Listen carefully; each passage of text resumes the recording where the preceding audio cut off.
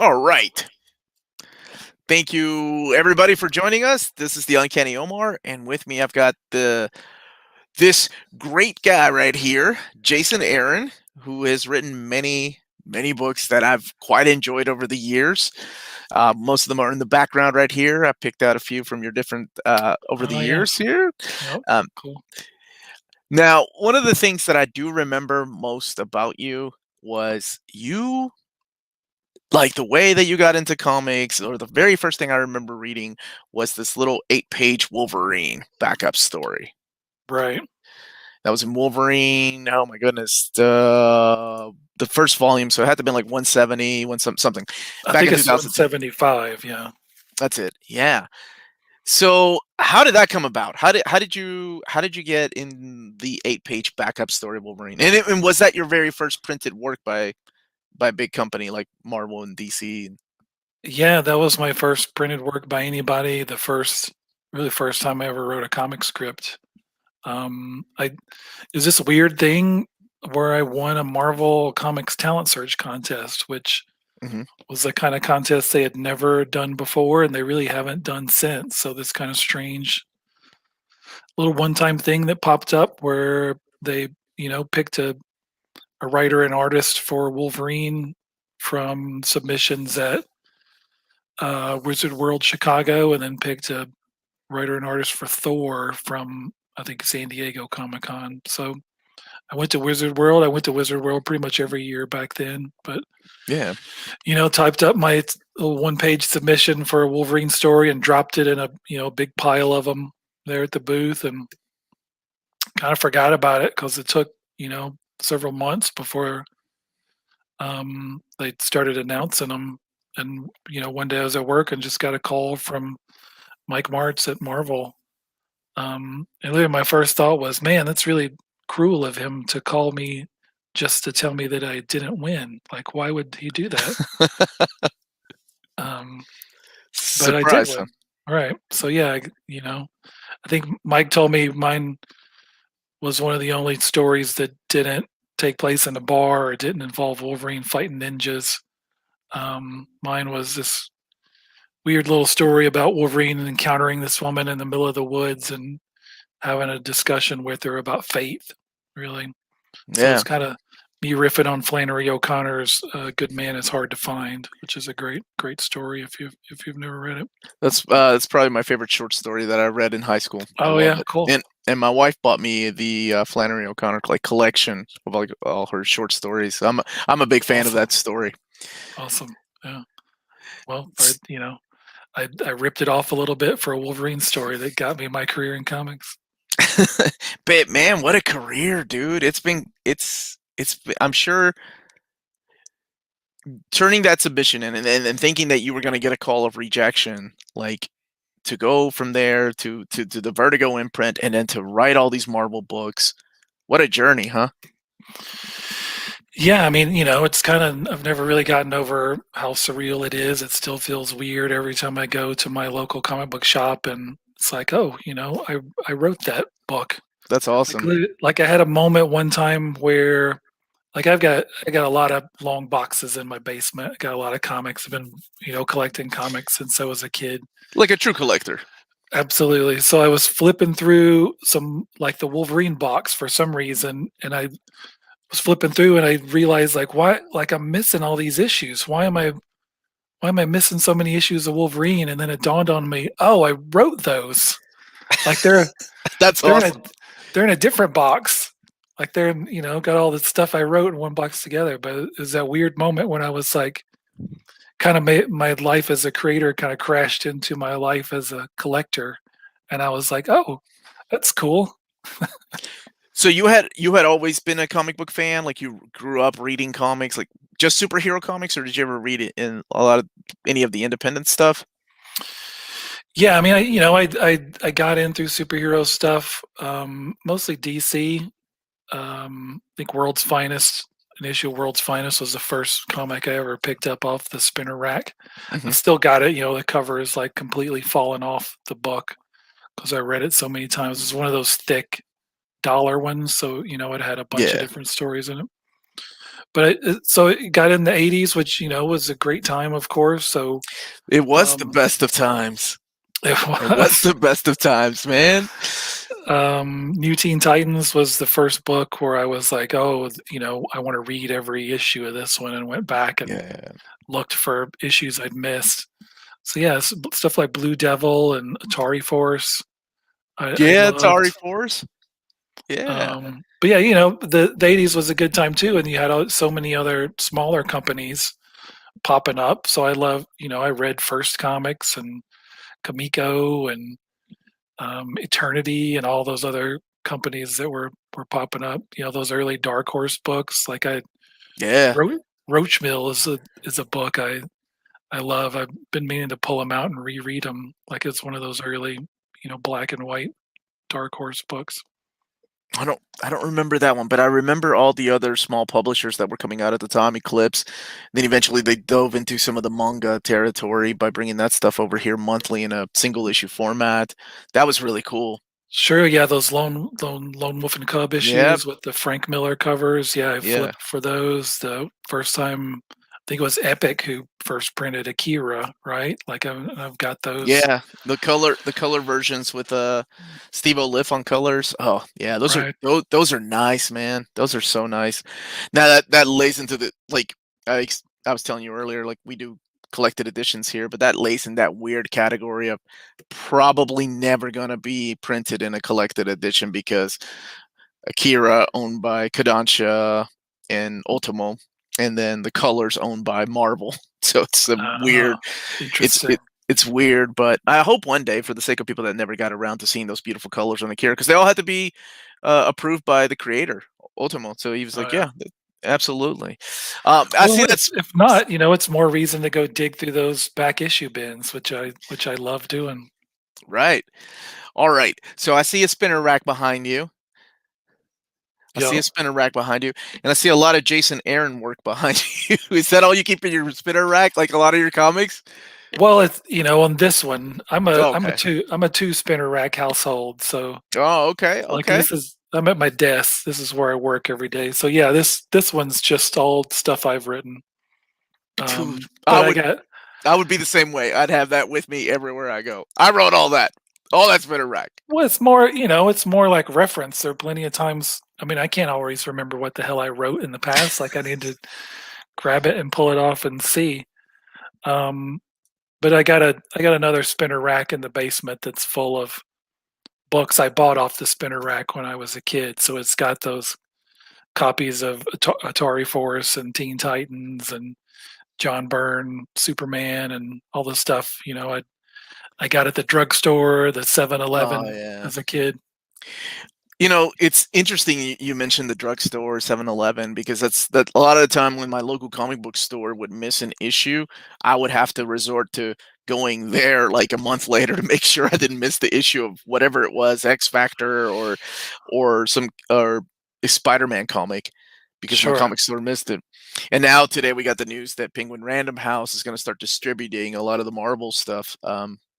I think in October is when that's gonna go about. So we may see things like that return one day, perhaps to the pharmacies or grocery stores. I kind of miss that, honestly. Like my kids had no idea what I'm talking about when I'm like, yeah, I used to be able to come here and get comic books in the grocery aisles. sure. Yeah, I mean, I'm all for whatever gets comics in front of people, right? Like the Absolutely. easiest way for them to access them. I mean, I love comic book stores. I miss being able to go to them. I'll be so Yeah. happy when I can hit up stores whenever I'm in a different town. But I love that. The really, really good stores are the ones you can walk in, whether you've never set foot in a comic book store and you don't feel like you need to know a secret handshake or you need to know a special language. Like you can just walk in off the Yeah, street and man. say, like, hey, like show me some stuff, like I like these TV shows, I liked this movie, and the people there can say, like, come this way, you're in good Yeah. hands, and like here's a whole line of stuff that you might enjoy. I miss that too. Like I worked at a comic book store, and part of the reason why I started the channel was I miss that, talking to people about the things that I enjoyed or learning what other people like that I like a certain work, and maybe they can be like, "Oh, well, if you like that, man, you need to check this out." Half of the comics I have this day is because I worked at a comic store and somebody went out of their way to be like, "Man, you need to check this out." It's not just superhero books. It wasn't until I was working at a comic book store that I didn't start checking out. I started branching out to like Duck Comics or independent comics. So Right. I have a lot to thank that store that I worked at for a couple of years. Good. Uh, And not everybody has those kind of shops in their yeah, backyard, right? Like right. I think we're all pretty lucky, those of us who do have comic shops we like. So plenty of places. I mean, I didn't grow up with a comic book store. I didn't go to one till I was like 16. For me it was all newsstand and used bookstores. Remember the Yeah, first time I found some issues of DC's Vigilante book at a used bookstore because I'd never seen him as a direct market book. So yeah, that's right. oh my god, what is this? And I subscribed to it. That's the only time I've ever had a subscription. I did that. Like I remember Excalibur was like that.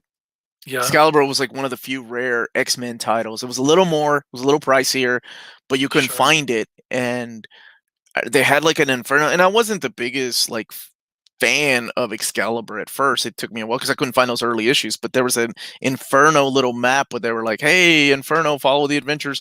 And I'm like, "Wait!" So I went to ask like my local comic store, and like, "Ah, we're the only ones that can get it." Like, Mhm. yeah, you can't find that at the grocery store, man. What are you crazy? Um, so I I had a I got to interview you a couple of years ago when at C2E2 when the world was, okay, Right, and we still sure. had those things. And even back then I remember asking you, is there any chance that we're gonna get a Jason Aaron omnibus? And a lot of things have changed for me since then. Like now I get to announce those news for Marvel. So when do you find out as the creator? Like when Wolverine and the X-Men omnibus came out, when Wolverine Goes to Hell omnibus came out, when the Star Wars omnibus came out, how did you find out as the creator? I mean, usually I find out, I feel like when everybody else finds out, like when it gets announced. I mean, sometimes I'll ask, or sometimes I'll get a heads up of, I mean, I'm good friends with Jen Grunwald, who's one of the main people in the Oh yeah. trades department. So sometimes, like I gave her crap for a while because I'm kind of particular about my titles getting in the book. Like Hmm. I usually there's an arc title. A lot of times I get an issue title, and it's like I want all my titles in there. Like I like the titles. So she started emailing me, and kind of handling all my stuff like years ago. So sometimes I'll get a message from her just about what order do you want these books to read in the collection and that sort of stuff. So sometimes I find out that way, but yeah, usually I have no idea until I see it announced. And there's also times somebody will bring something up for me to sign that I've never seen before, and I'm like, "Oh, cool! I didn't know this was a thing." That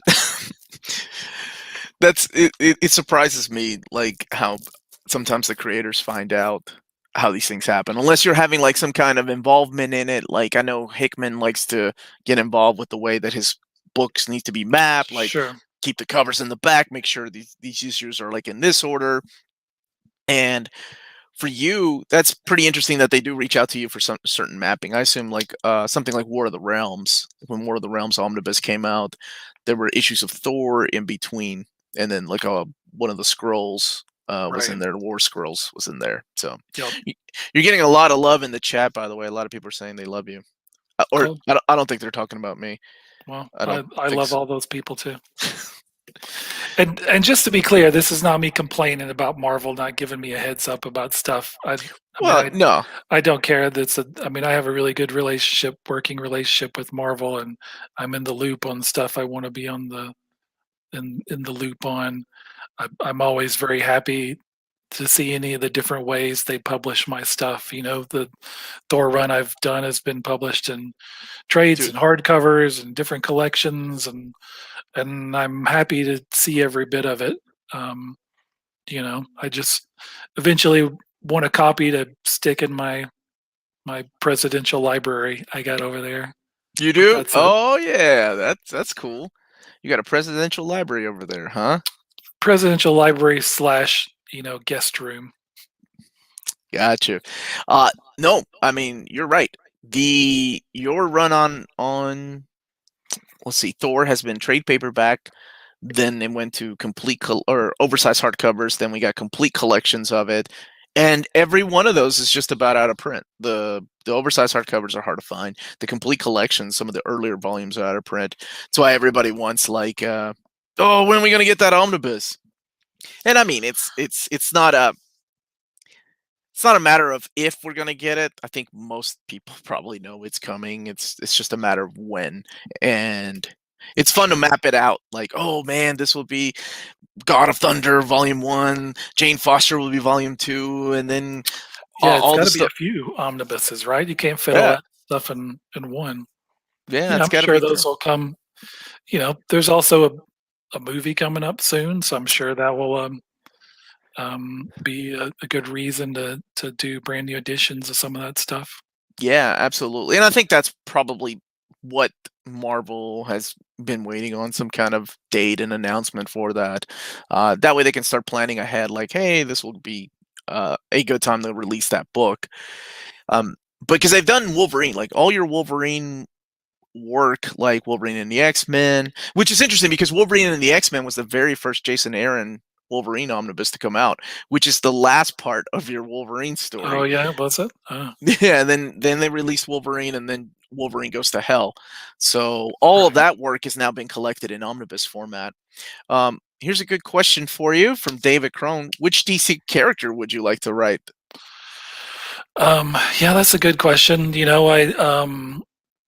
I've never been a guy who like carries around a list of characters I'm anxious to write. I figured out pretty quickly in my comic career that it would, instead of chasing after characters, it made sense to kind of chase after editors. And um, it was more about that relationship and the situation than it was just, well, I want to write Spider-Man or I want to write Batman or whatever.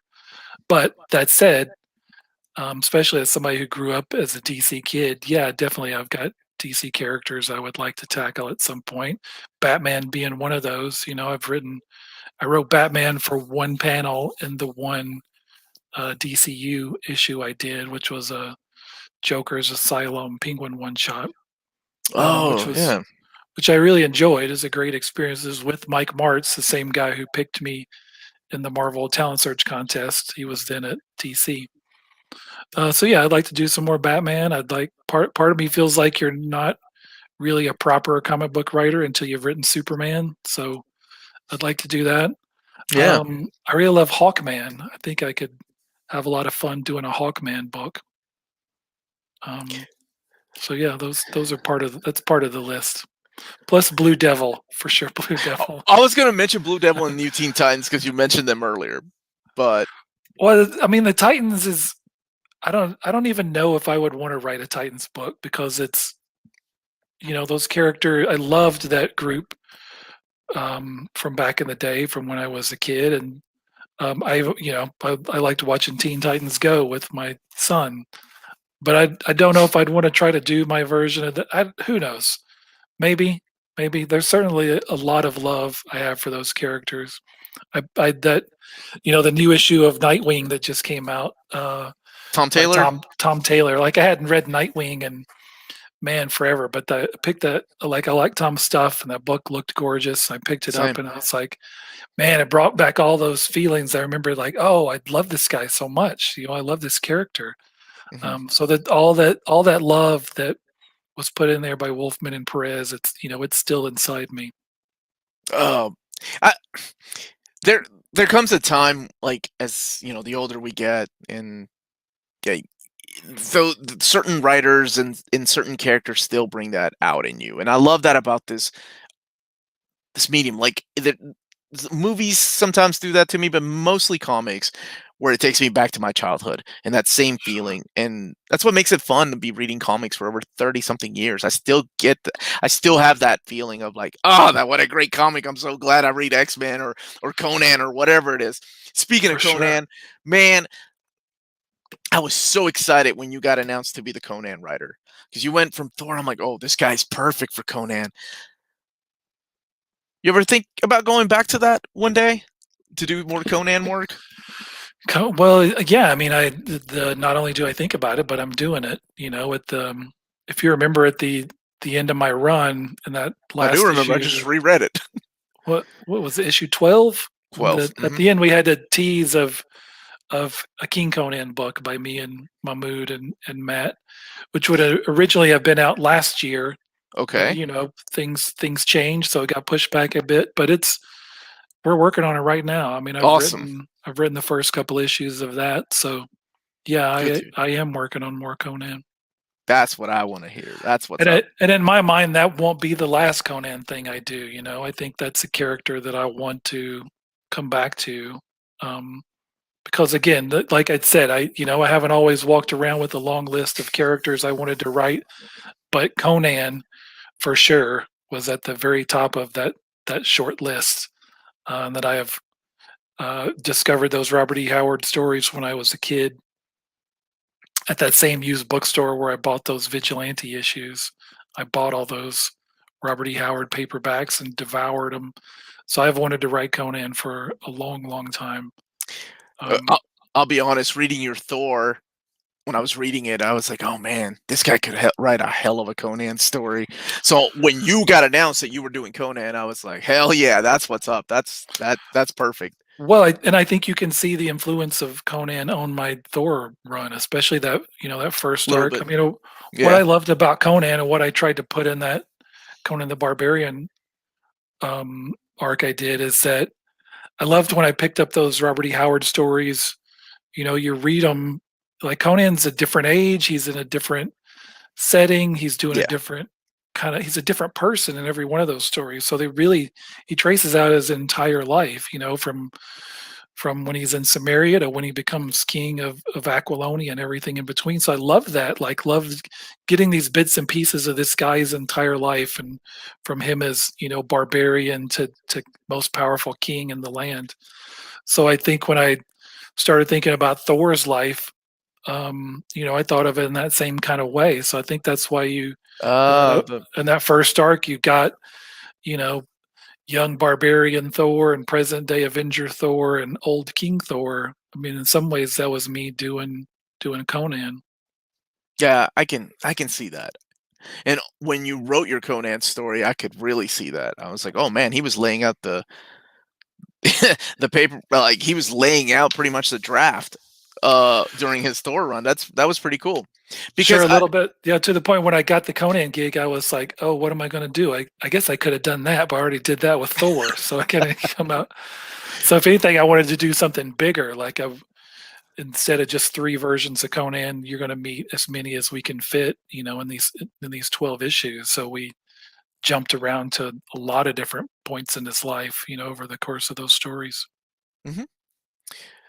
This is from Dean. He's asking, which story do you consider your best work? Thanos Rising is his favorite. What does Jason Aaron consider to be his favorite work that he's written? I mean the easy answer, the answer I always want to give to questions like that is that I want my favorite thing to be what I'm working on now. I want to be most invested and feel best about what I'm doing right now. And I think I've been lucky that I've always really felt like that. But certainly there are books I've done that for different reasons, have a special place in my heart. So Scalped is, I'm really proud of, and um, that book certainly, that's kind of given me everything else I've done in comics. Um, Thanos Rising, I am really proud of that one. Working with Simone Bianchi and getting to do a story that was so incredibly dark, within the Marvel universe. The Mighty Thor run, the Jane Foster stuff. That's got a really special place in my heart, not just because of what me and Russell and Matt were able to do, but just the effect it's had on people and the response it's gotten has been really, really, special and kind of blown me away at times. There's a really good comment here. This is from Connor Craig. I just want to say uh, want to say as a former cancer nurse, thank you. Your Thor run was incredible. You both broke my heart and inspired me. Your writing on that book was phenomenal. My number one run of all time. So Cool, thank you. that run means a lot to people, and that was a really powerful run. And for those that haven't read it, I'm not going to explain what happens, but it's I mean it's hard to read at times, but it's wonderful. Thanks. I feel like that's um like things kind of clicked in a good way on that book in terms of doing something that was big and grand and epic and about, Thor punching bad guys in the face, but there was also still a lot of real heart to it and real weight. Um, in some way, I think that is the most pure Marvel comic of anything I've ever done. It feels like so much of that story feels like a throwback to the original kind of Marvel status quos, where you've got this character who's has a secret identity. She picks up this hammer and is transformed by it, but that hammer is also killing her, and she's wrestling with these very real problems while flying around and punching gods in the face. Like that to me is, in my mind, not just a quintessential Thor story, but a quintessential Marvel story, or as close as I've been able to come to that in my career.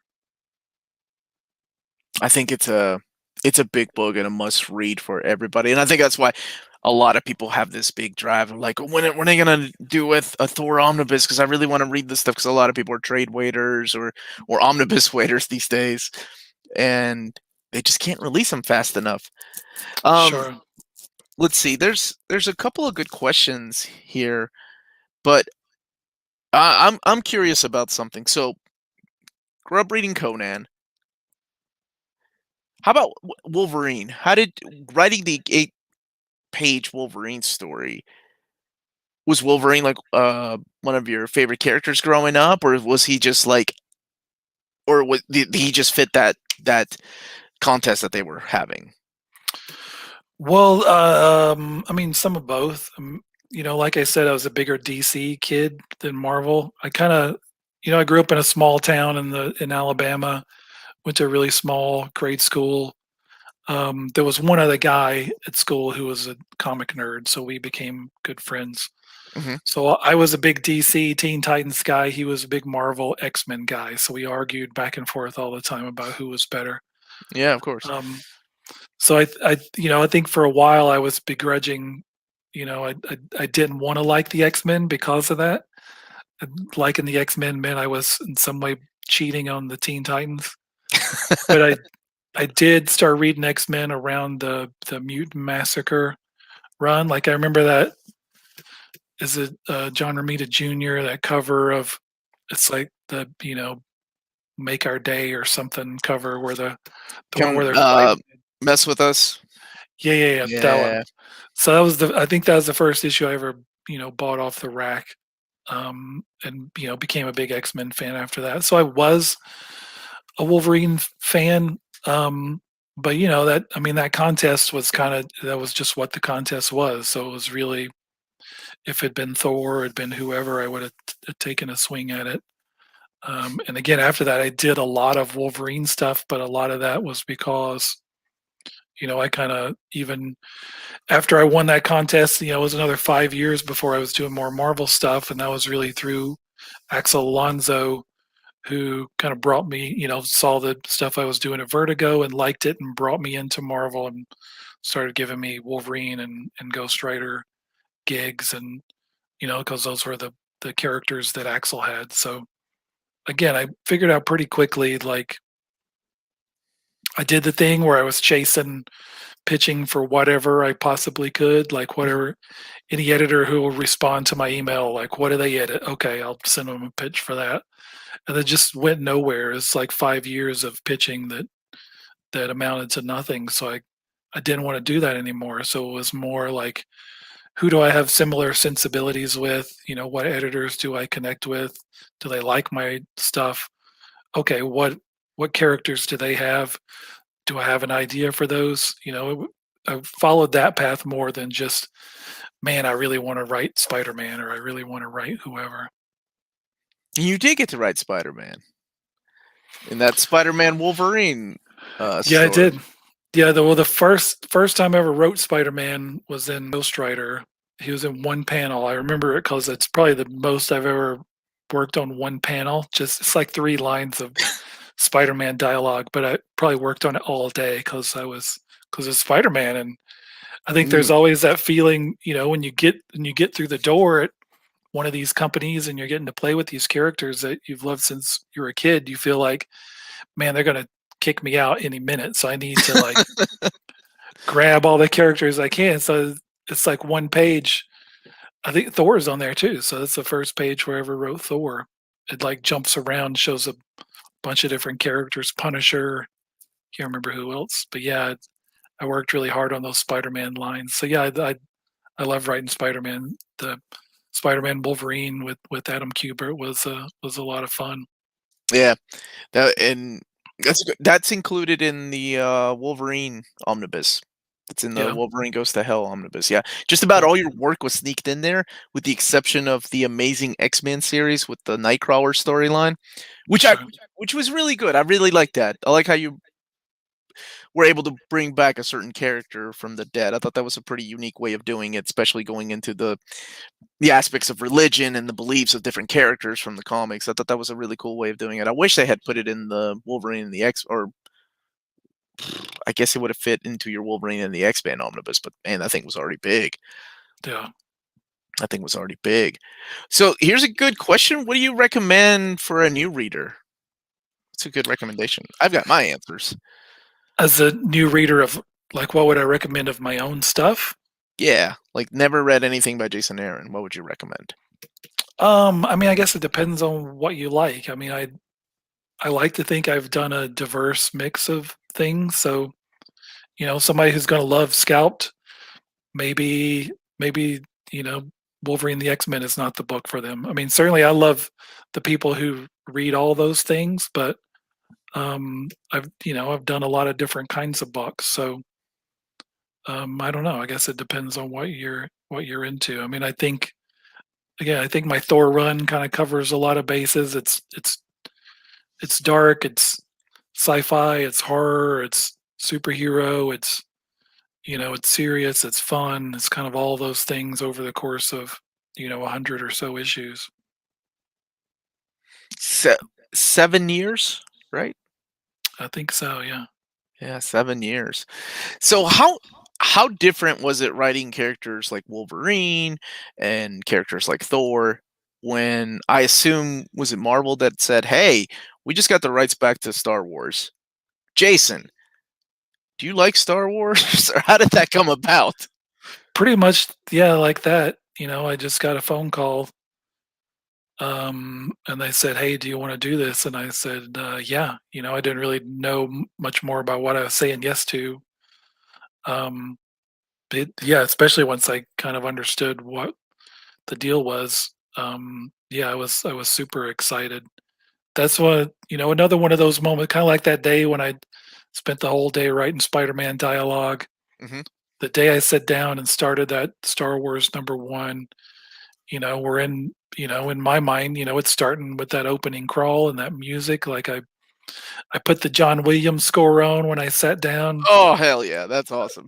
The first time I got to write dialogue for Han Solo, like all that stuff, like I very much relished it and appreciated it. Well, it paid off, man. That omnibus is awesome, like, all the stuff you wrote, for Star Wars, so Thanks. Yeah, I remember when I got the email that first issue had sold 1,000,000 copies. Like I literally went back and pulled up yeah. the lettering again to like reread it. Like 1,000,000 copies. I'm gonna be signing this thing for the rest of my life. Let me All go those re- Let me go reread it again. Make sure I'm feeling good about it. So, when it came to Star Wars, did you just say, "Okay, I think I wrote enough. I think I'm good with Star Wars, and I need to go back to Thor.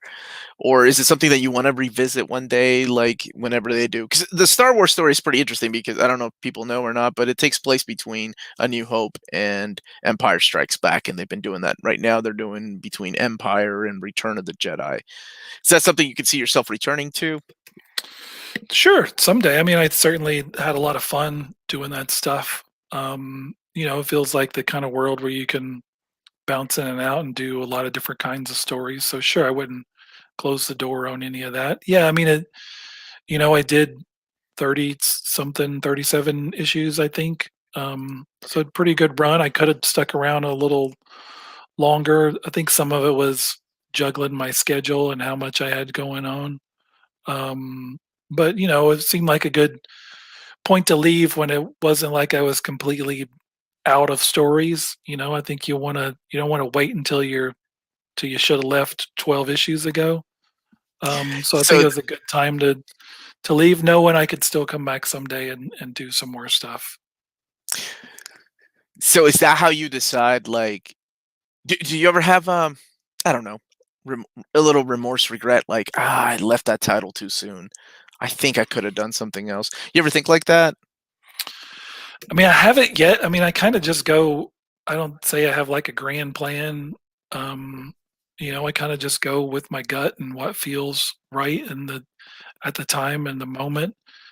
I don't think I've felt that way. I mean, there've been gigs I've said no to that I can look back and think, "Wow, it would have been really cool if I had done that." But it just for different reasons, the stars didn't align. Um, Yeah, sometimes it's better to say no to a really cool gig than to say yes and be overburdened with work. To have more work than you can possibly do a good job on all of it. absolutely. It seems like the pacing has been working out for you, right? Like, you're right now, you are writing Avengers, and you're going through this whole Phoenix event. I think they've already announced some things. I can't remember how far into the catalog we're looking Now at. we got yeah, one more. There's one more issue of Enter the Phoenix to come out, and then we go into Heroes Reborn. That's the next one, Right so after, I think right after. Well, there's no, there's also a after Enter the Phoenix, we have a King in Black tie-in issue, and then we yeah. go into So, Heroes Reborn. I always ask, the people that I interview these questions, so how is that? You spent 7 years of your life writing the character of Thor. Do you go back and see, "Okay, well, let's see what Donny Cates is doing with this guy now," or is it like a ex-girlfriend, the least you know about it, the better off you are, you just move on? I mean, it's certainly a strange feeling. I mean, I think I had that feeling first with Wolverine, Mhm. where I wrote Wolverine about the same length of time, right, as Thor, 6, 7 years over the course of a lot of different books, minis, ongoings, Wolverine the X-Men. But still there comes, for that period, you're like the guy, like you're the Wolverine guy. And then there comes a day where you're not, and you realize like, oh well yeah, they're still gonna publish Wolverine comics. You're just not involved with them. There is a weird thing where it's like that's like your ex-girlfriend that you still see around. Yeah, But right, it's also I mean it's just a weird feeling that I don't think I really felt that as much with Thor, even though I probably did more Thor stuff. If anything, I was just excited for Donnie's plans. Like I got to hear him when he first talked about him in the room and gotten to see it all come together. And I'm a huge fan of what he and Nick Klein have been doing. I really love that book. So no, I mean I think I tried to put a lot of that into the story itself there at the end of my Thor run of you know these characters will outlive all of us. They'll always be there's the stories we love from the past, and they're going to continue to be more stories that will build on some of that stuff, throw some of it out, do their own thing, whatever. Like you kind of, I mean, I told Donnie at one point, um, like set any of my stuff on fire that you need to tell your story, and mhm. that's I think how you got to feel when you pass it on to that next person. Like whatever anybody does, the stuff I did will still exist. You'll still be able to go pick it up and read it and enjoy it for what it is. And then, I'll be right there with everybody else looking forward to all the cool new Thor stories to come. That's a really good, optimistic way of looking at things. 'Cause, like, yeah, I guess sometimes people do get jaded. You get used to writing a character, and then you take it to heart when you're like, "Well, I can't write that character anymore. I'm done reading that character." I know several writers that are like that. And then when they're picked up later on, that they have to write a story featuring these characters they wrote about 10 years ago. They're like, "Well, I got to catch up and see what happened." Sure. I mean, to me, it's weird and just that it's like, your friend moves away or something, right? Like it's a character you spend a lot of time with.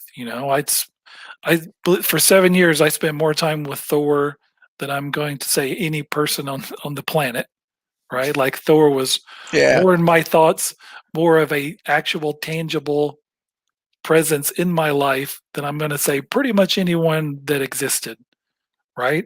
And then someday that goes away. So part of it's just like, oh, you kind of miss that friend that you used to hang out with all the time, right? Um, But it's that's just why a they have annuals. That's why they have Thor annuals, and you're like, "Hey, Donnie, let me write a little backup story back there." well, no, and I don't say it as like in a way that I should revisit that and should always go back to that. Maybe sometimes not. It's just that it's just that weird feeling of someone who used to be there in your life who is not in that same way anymore. But it doesn't mean that you were wrong to stop doing that book or that you want to Yeah. go back and do it all over again. Again, maybe that's like getting back with that girlfriend, you broke up with and you realize, I remember now why we broke up. Like maybe we shouldn't be together now. Maybe maybe I didn't use the best analogy. Wow, we got a really nice super chat. Thank you so much, Nick Barucci. Omar supporting one of my favorite YouTube channels with Jason, one of my all-time favorite writers in the industry. Cheers. Thank you Cheers. so How's it much, going? Nick. How's it going, Nick? Hope he's having a good time listening you reminisce about all these stories. We have a question here. What is your favorite DC Comics story run? This is from Doc Holliday. My favorite DC Comics story run. That's a good question. Again, go back to the Teen Titans, the Wolfman Perez stuff, that original run on New Teen Titans, and then when they relaunched the book, as a direct market book and did that big Yeah, Trigon story. I it's love that beautiful, stuff. beautiful colors on that too. The colors are so Yes. different. Yep, that's a beautiful book. I loved the Keith Giffen, J.M. DeMatteis Justice League run. That book was Yeah, JLI. yep, I loved all that stuff. Um, I don't know what else. I read a lot of Batman. I loved the Blue Devil and um, Vigilante. I know that. yeah, I did. I haven't read that Vigilante series in quite a while. I had a couple of different writers over the course of it now, but man, I loved it back in the day. Um, yeah, and modern stuff. Um, man, I'm really loving um, Strange Adventures by Oh, the Tom Tom King. King and Mitch and Doc Shaner. Like that book is really really good. Those guys have figured out the collected editions market, man. They're like, we're doing 12 issues. It's going to be an oversized hardcover later on, 9 panel grids. Let's do it. Well, also, I love that book is like what 28 pages, 28 30 pages per issue. Yeah. Um, which I love. You got the two artists and it makes sense story wise and gives you this really good meaty read every issue. So I've kind of started doing that same thing. There's actually a thing I've been writing for Marvel right now that I can't talk about yet. That will be announced probably pretty soon. Does it rhyme with Wolverine? No, no, but I'm not going to say anything else. Just kidding.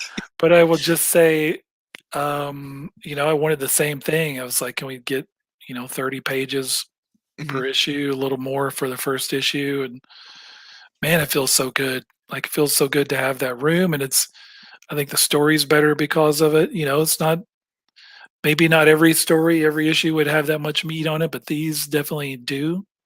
It gives you Yeah. the room to still have big visuals and yeah, it feels luxurious. I am loving the 30 pages an issue. I like that it gives you that little wiggle room too. That's nice. That's nice. Are you doing any CGC signature events? That's what Doc Holliday was asking. Yeah, I'll probably, I did a signing event a couple of months ago, a month or two ago. I'll be doing another one probably later this year. So, if you just follow me on Twitter and Instagram, I'll give it a shout out there at some point. Awesome. So yeah, it was Awesome. good. I did a signing like right here in my living room. I had on Thor pajama pants. I didn't Were- even have to get dressed. Was there a camera on you to watch you get signed, or were you just No, I signing mean I books? took a picture at some point, but it's yeah, Oh, just okay. me signing books here in my house. It was nice. Think I had a beer there with me. It's good Oh, signing. that's a good signing. Nobody asking you questions about your upcoming Wolverine project. That's always nice. All right, this is interesting. Oh, this is from Green Lantern. What's it like being in a Marvel summit with Jonathan Hickman? It's the worst. He's the worst person I've ever met. And I heard, I'm from Alabama, so I've that's heard saying about something. I've heard about this. No, the Jonathan and I, we were both the new guys. Like, his first summit was my first summit. So we've, that feels like we turned around and now we're two of the old guys there. I don't know how that happened. Um, but it's always intimidating when Jonathan starts pitching something because he'll pull out these notebooks where he's got like 8 years worth of ideas mapped out. So I always appreciate listening to him, watching the way his mind works. Like with a lot of creators, even when it works in different ways than mine does, right? Like, or Yeah, I couldn't write that story the way you do it or wouldn't do it. Like my version would be different, but I love hearing like how those gears turn for Jonathan. And what he's built with the X-Men is incredibly impressive. The the House of X Powers of 10 books were amazing. And you'd see what they're continuing to build on top of all that is really super cool. I agree. It made me happy to be reading X-Men every month again. It was nice. It was nice because I know you know this. You follow these characters long enough, sometimes they will break your heart. Sometimes they will make you question, why am I still reading this? This is not good at all. And then other times you're like, this is the best thing ever. It cannot get better than this. Comics. Sure, I mean, I think that's the way it goes when you just. I mean, I get it when you love a character so much and you're just gonna read it through all the times you like it, times you don't. I always say, just maybe just read the books you like. Like if this, because I've been on the receiving end of that too. I mean, people still angry at me about Thor. Like I still, like, like Well, that's I can't go back and change the Jane Foster story, even if I wanted to. Like it's been done a long time. I they're don't know mad why at you're you so angry about it. for writing it. Sure, people just didn't like I the get it. Yeah. characters to be different than the version that they like the most, which I get, but it's also I just say, maybe just read something else. Like read something that makes you happy.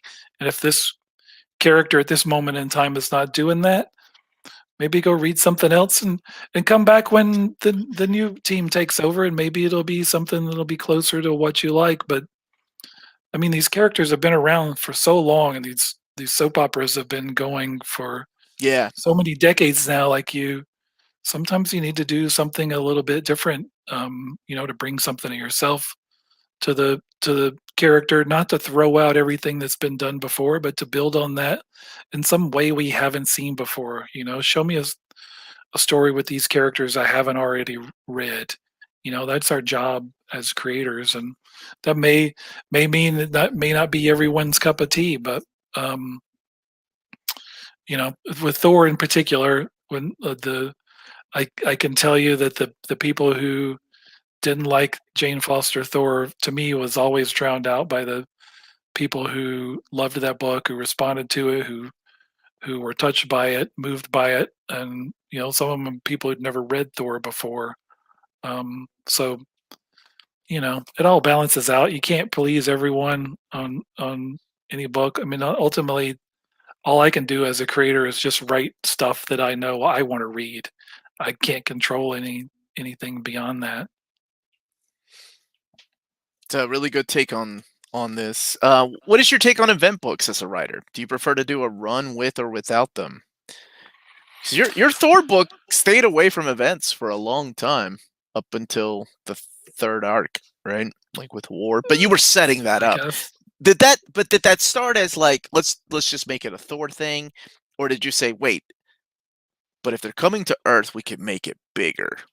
The book is with 1,500 pages. That omnibus, by the way, the War of the with War of Realms. the Realms. Yeah, I mean, that was certainly not me saying, "Hey, let's make this a big company-wide event." It was me kind of talking about that story for a couple years in that right. room, and just knew.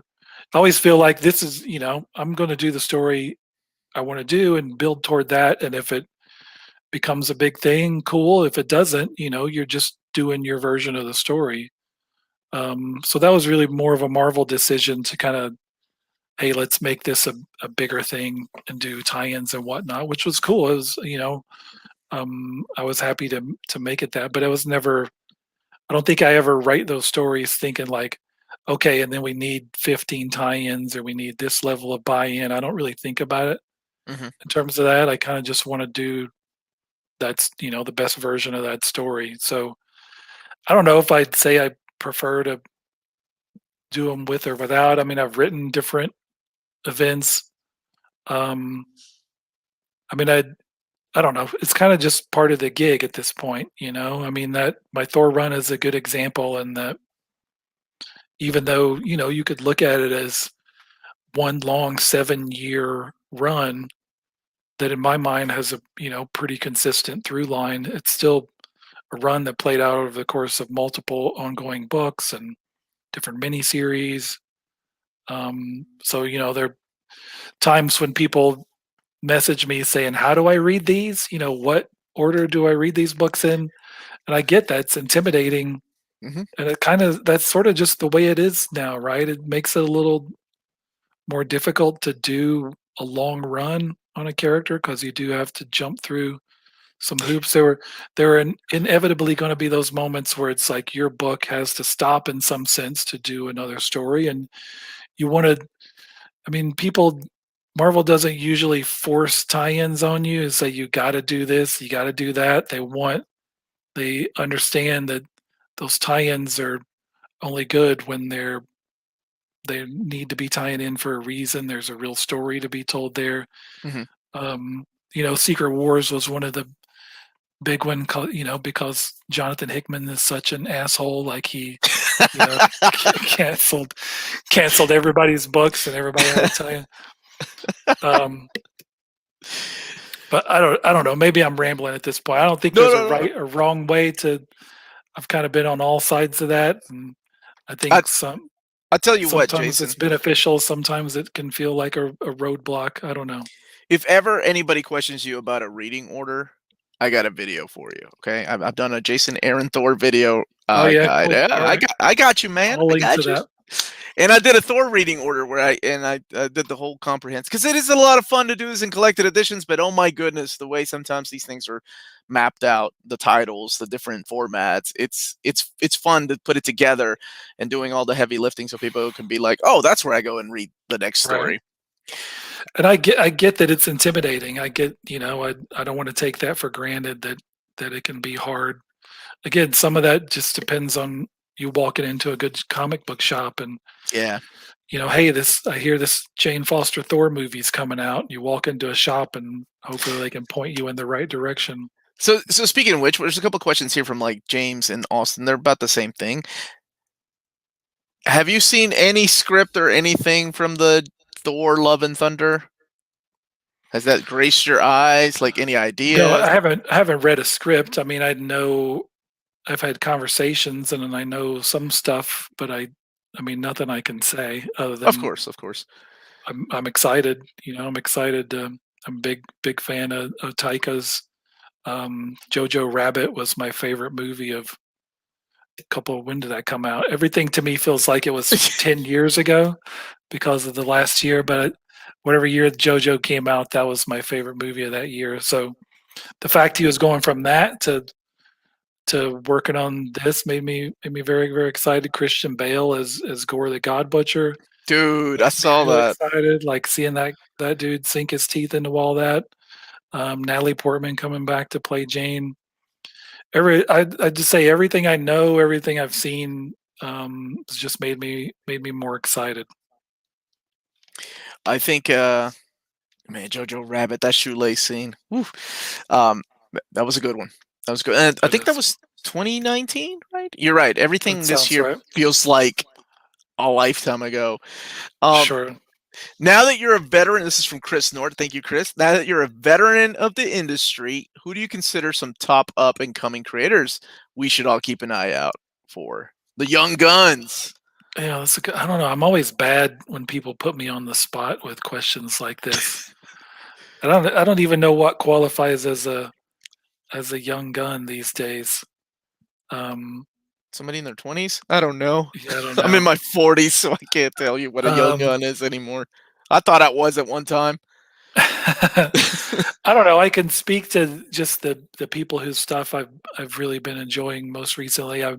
As I've been catching up on stuff. I don't know about most people, but last year at a certain point, I felt like, oh man, this will be a good time to catch up on reading and watching movies, and then none of it ever really happened. Is sort of the opposite for the most part, where I didn't do that stuff. But now I've been catching up on a lot of my comic reading. He isn't by no way an up and comer, but Chip Zdarsky's Daredevil run has been Oh, really really good. If you're not reading that, I wholeheartedly recommend that you go out and pick it up. From the very beginning, it's been really really good. Like I said, I just read that Tom Taylor Nightwing that I really flipped over, and I quickly added that to my pull list.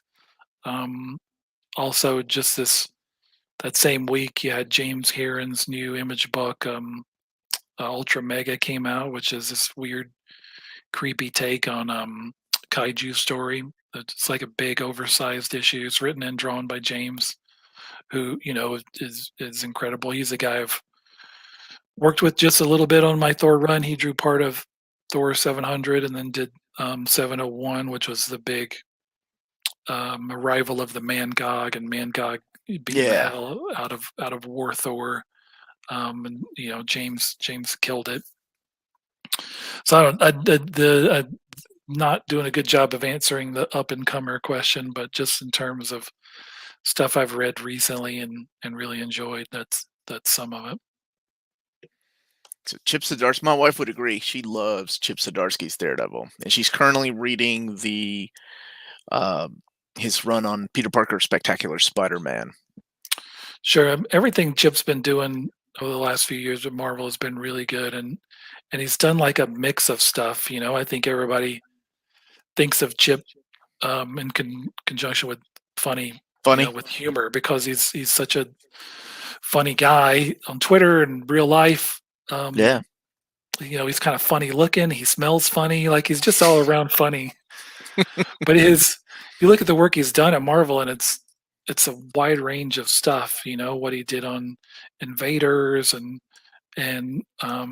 Spider-Man and now Daredevil. Like he can kind of Yeah, do and anything. and uh, and you're right. Each one is different. Like Howard the Duck was different than his Peter Parker run, and Peter Parker's a lot different than Daredevil. Right. Um, so I agree with that. That's a good answer. He might be up and coming. I don't know if he knows yet or not. He's an up and comer for sure. I expect big things for that kid. All right, we're getting to the top of the hour, so we'll take just one more question. And I'm just curious. We mentioned Scalped. Said like maybe there might be a Scalped omnibus. Is that the way you would have it on your shelf? Is that the way you would like to collect it on your shelf as a Scalped omnibus? It would be a big one, or do you want two big omnis? I mean, sure. Well, I mean, at this point, I would kind of take whatever I could get with Scalped. It's they did those really nice hardcover editions. There were 5 of those, and then they started doing the trades and kind of never finished. As sort of Vertigo was winding down, and so there hasn't been an American version of Scalped under the Black Label imprint. There's been some overseas. So I don't know. I'd just like to know whatever that's going to be, whether it's new trades or yeah, an omnibus would be cool. We've never done a scalped omnibus. I think that would be cool. And if ever I hear anything, I will tag you and be like, "Look, Jason, it finally happened. Sure, You're yeah, let getting me an know. you're getting a compendium." Jason, just finish Wolverine Goes to Hell. Brilliant. Do you go into a story knowing how many issues the run's gonna? Oh, that's a good question. Will be and spread it that way. Sometimes when it's an ongoing book, sometimes you have to roll with different punches, Mhm. scheduling punches like artist schedules, crossovers, tie-ins, double ships, all those kind of things can factor in. Um, I mean, I always want to know like what the story is, right? Like this is kind of the A, B, and C's of the story, so you have an idea of kind of how much space you need to finish it. But Yeah. with an ongoing, it can just be more challenging, and there's a lot that goes into that. Um, I mean, I like being able to write those stories where I can sit down and know, like with Conan the Barbarian or this new book I'm writing that I can't tell you what it is. Those are both stories where I'd say, okay, this is 12 issues. This is however many issues. So I know exactly, you have more control over the exact issue number, the schedule, everything kind of say up front, this is what it needs to be.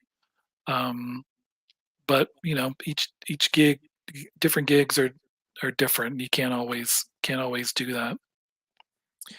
So, it's because this will be the last question, but there's so many people that have been asking if we talked about this. But do you ever see Southern Bastards coming back? Yeah, yes, for sure. Um, it's I as soon as I can say when that will be, believe me, I will be telling everyone.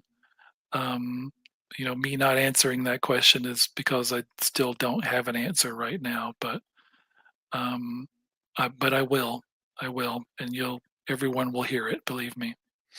So we also have the Goddamn. I think that I have the first oversized hardcover of that, and Yeah, and the goddamned issue, the Virgin Brides issue 5, which is the last issue of the second arc, is mhm. just about to go to print. So, Awesome. That's what I wanted to hear. Then I can so get my second deluxe hardcover. And Sea of Stars. How long do you plan on going with that?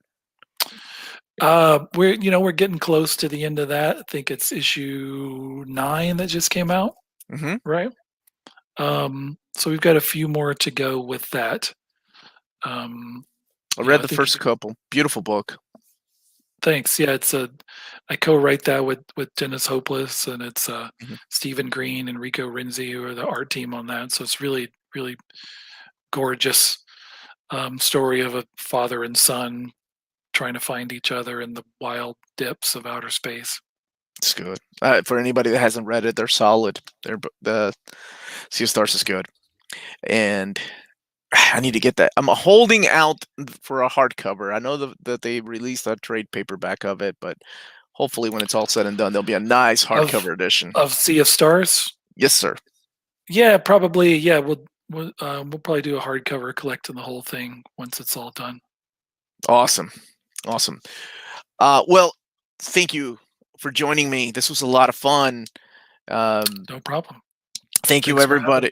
Absolutely. Absolutely. Thank you, everyone, for joining us live. Don't forget to hit that like button. Check out Jason's work. It's all over the place. In complete collections, trade paperbacks, omnibus editions, hardcovers.